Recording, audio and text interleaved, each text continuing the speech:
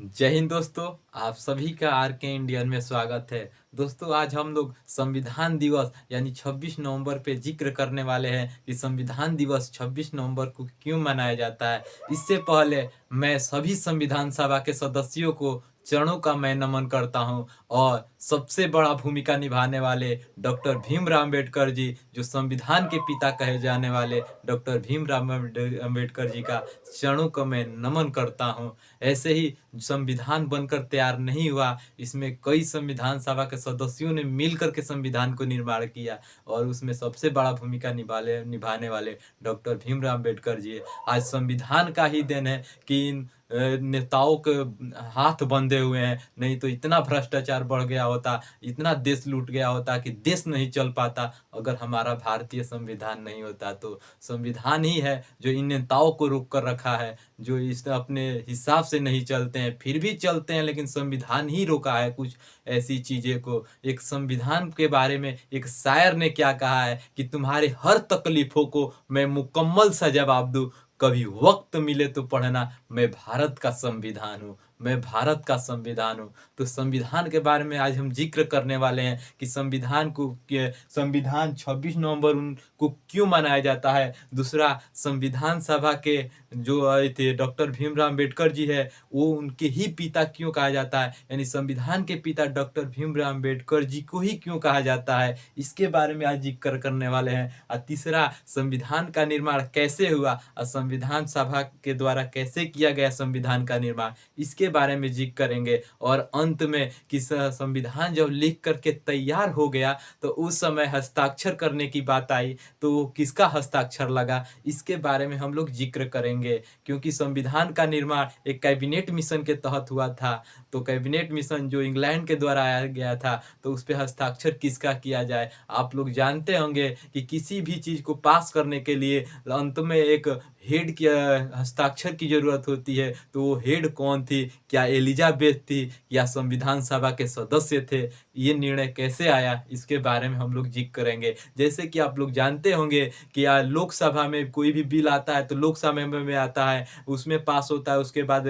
राज्यसभा में आता है, राज्यसभा में भी पास हो जाता है, तो वह बिल राष्ट्रपति के पास जाता है। और जब तक राष्ट्रपति उस पर सिग्नेचर नहीं करता है तब तक वह बिल कानून नहीं बन पाता है। तो वही अंत में कौन सिग्नेचर करता है, इसके विवाद को कैसे सुलझाया गया और इसमें कैसे इस सिस्टम को बनाया गया, इसके बारे में हम लोग चलेंगे जानेंगे संविधान के इस वीडियो के माध्यम से, और इस स्ट्रक्चर के माध्यम से समझेंगे ये संविधान का निर्माण कैसे हुआ और क्यों हुआ। चलिए देखते हैं। तो इससे पहले हम लोग समझेंगे कि जब संविधान का निर्माण कैसे हुआ, तो जब 16वीं शताब्दी में जब अंग्रेज आए, एक व्यापार के माध्यम से आए थे, लेकिन धीरे धीरे उन्होंने शासन बना लिया और शासन बनाते बनाते अपना एक एक्ट ला रहे थे। एक्ट, अधिनियम, कैसे चीजें आ रहे थे जो वो एक संविधानिक रूल था उन लोगों को चलाने का।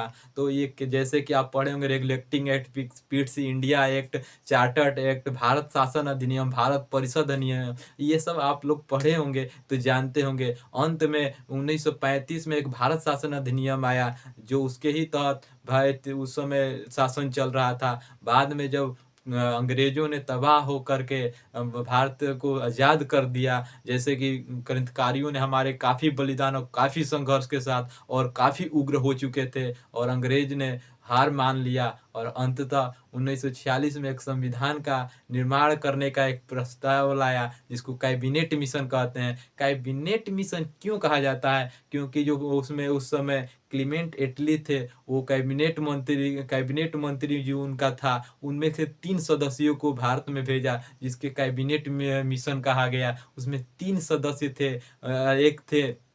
एक थे लॉरेंस, अलेक्जेंडर और क्रिप्स थे। जिसमें लॉरेंस था वो उस कैबिनेट मिशन का अध्यक्ष था। इसी कैबिनेट मिशन के साथ 389 सदस्यों को चयन किया गया था। 389 सदस्य चयन करने का कोई एक रीजन था जी, क्योंकि उस समय 39 करोड़ भारत में से जनसंख्या थी और प्रत्येक 10 लाख पे एक सदस्यों का चयन किया गया था। इसलिए उस समय 39 करोड़ पे 10-10 लाख पे एक सदस्यों को चयन करेंगे तो 389 ही सदस्य लगभग आएंगे। तो इसलिए 389 ही सदस्य थे। ये संविधान सभा मार्च में आई, और धीरे धीरे 9 दिसंबर 1946 को पहला बैठक, 11 दिसंबर 1946 को दूसरा बैठक, जिसमें पहला बैठक में अस्थायी अध्यक्ष के रूप में सच्चिदानंद सिन्हा थे और अस्थायी अध्यक्ष के रूप में डॉक्टर राजेंद्र प्रसाद को चुना गया। 13 दिसंबर को प्रस्तावना को संविधान में लाया गया और 22 जनवरी 1947 को प्रस्तावना को संविधान में शामिल कर दिया गया और 22 जुलाई 1947 को झंडा को अपने राष्ट्र ध्वज को संविधान में शामिल कर दिया गया और प्रारूप समिति 29 अगस्त 1947 को बनी, जिसको ड्राफ्टिंग करने वाले ड्राफ्ट कमेटी जिसको प्रारूप करने वाले डॉक्टर भीमराव अम्बेडकर को चुना गया और डॉक्टर भीमराव अम्बेडकर के जो अध्यक्ष थे वो डॉक्टर भीमराव अम्बेडकर जी थे। उसमें 7 सदस्य थे और 7 सदस्यों में सबसे बड़े भूमिका निभाने वाले डॉक्टर भीमराव अम्बेडकर जी थे। रीजन यह था कि जो 6 सदस्य थे तो क्या हुआ था कि 2 सदस्य दूसरे देश में थे, 2 सदस्य कहीं थे वहाँ दिल्ली से कहीं दूर थे, 2 सदस्यों की तबीयतें खराब चल रही थी, 1 सदस्य की मृत्यु हो गई। इस तरीके से 6 सदस्यों का लगभग ये दिक्कतें थी और अंत में क्या हुआ कि डॉक्टर अम्बेडकर जी इस प्रारूप समिति में अकेले बच गए, जिनका भार पूरा का पूरा भार प्रारूप समिति का डॉक्टर भीमराव अम्बेडकर जी पर पड़ा। वो पूरा तैयार करने वाले डॉक्टर भीमराव अम्बेडकर जी थे, इसलिए संविधान के पिता डॉक्टर भीमराव अम्बेडकर जी को कहते हैं। डॉक्टर भीमराव अम्बेडकर जी संविधान में जाने के लिए कई संघर्ष किए, जहाँ तक कि मुंबई में, बंगाल में कई जगह से उन्होंने निर्वाचन होने के लिए लड़े थे। अंत में संविधान सभा के सदस्य बन ही गए और संविधान में सबसे ज़्यादा पढ़े लिखे डॉक्टर भीमराव अम्बेडकर जी थे। BN राव भी थे, लेकिन सबसे ज़्यादा पढ़े लिखे में डॉक्टर भीमराव अम्बेडकर जी थे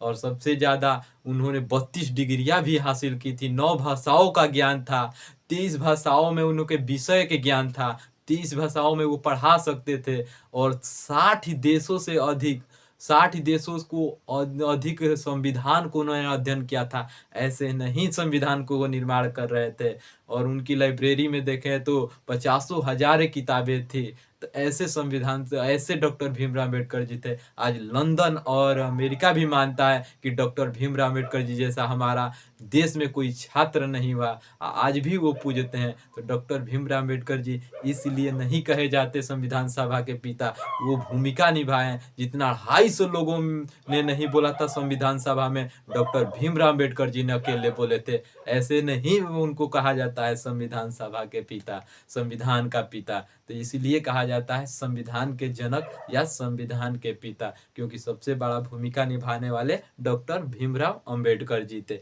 चलिए देखेंगे कि संविधान का निर्माण कैसे हुआ। ये जो प्रोड्यूसर थी प्रॉब्लम सा था, इसका मतलब क्या है। तो जो भारतीय संविधान थी ना, ये एक संविधान सभा का गठन हुआ। संविधान सभा का गठन कैसे हुआ? कैबिनेट मिशन के तहत। कैबिनेट मिशन कहाँ से आया? ब्रिटिश संसद से। अब ब्रिटिश संसद में कौन हेड था? तो वो क्लीमेंट एटली थे। क्लीमेंट एटली थे, इन्हीं के द्वारा ब्रिटिश संसद से कैबिनेट मिशन बना। कैबिनेट मिशन के द्वारा संविधान सभा का निर्माण हुआ, जिससे भारतीय संविधान बना। तो फिर क्या हुआ कि जब सिग्नेचर करने की बात आई तो एलिजाबेथ की किया जाए कि किसकी की जाए। तो अब दिक्कत हुआ कि अब एलिजाबेथ की सिग्नेचर अगर होती तो क्या होता, क्योंकि कैबिनेट मिशन इंग्लैंड से आया था। तो रीजन यह था कि एलिजाबेथ का क्या सिग्नेचर की जाए।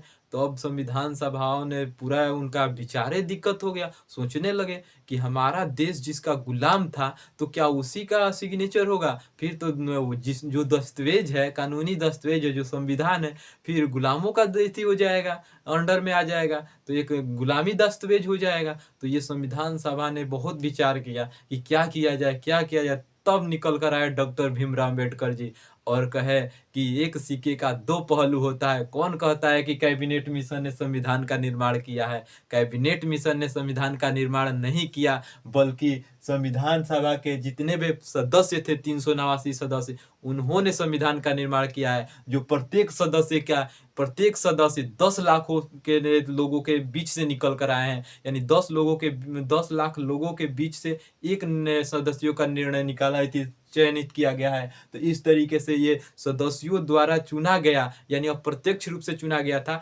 लेकिन 10 लाख के प्रतिनिधित्व के पर एक सदस्यों का चयनित किया गया था। तो इन्होंने 389 सदस्यों को जो संविधान सभा का निर्माण किया था, उन्होंने कहा कि वो संविधान का निर्माण करने वाले हैं तो उनकी सिग्नेचर होनी चाहिए। कोई ज़रूरत नहीं कि एलिजाबेथ की सिग्नेचर हो, क्योंकि ये ब्रिटेन की है और हम गुलामी का दस्ता नहीं रखना चाहते। ये हमारा स्वतंत्र भारत है और स्वतंत्र भारत में स्वतंत्र संविधान होनी चाहिए, एक महान संविधान होनी चाहिए, एक विश्व के सबसे बड़ा लिखित संविधान होना चाहिए। और ऐसे ही संविधान का निर्माण नहीं हुआ। 2 साल 11 महीना और 18 दिन लग गए संविधान को निर्माण करने में, और 26 नवंबर 1949 को संविधान लिख कर तैयार हो गया।